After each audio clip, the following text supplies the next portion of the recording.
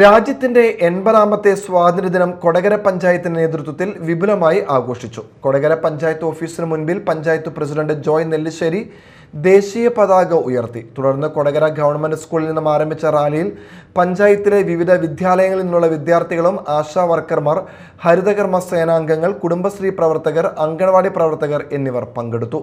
തുടർന്ന് നടത്തിയ വിജയാദരവ് പഞ്ചായത്ത് പ്രസിഡന്റ് ജോയ് നെല്ലിശ്ശേരി ഉദ്ഘാടനം ചെയ്തു.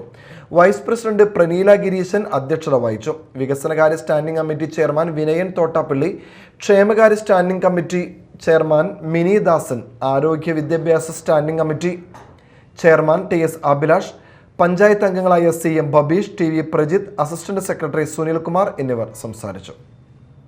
ചടങ്ങിൽ SLC, +2 പരീക്ഷകളിൽ മികച്ച വിജയം നേടിയ പഞ്ചായത്തിലെ വിദ്യാർത്ഥികളെയും 100% വിജയം കരസ്ഥമാക്കിയ വിദ്യാലയങ്ങളെയും വിവിധ സ്കോളർഷിപ്പ് കരസ്ഥമാക്കിയ വിദ്യാർത്ഥികളെയും മുഖ്യമന്ത്രിയുടെ പോലീസ് മെഡലിന് അർഹനായ സീനിയർ സിവിൽ പോലീസ് ഓഫീസറായ സജീഷ് കുമാറിനെയും അനുമോദിച്ചു.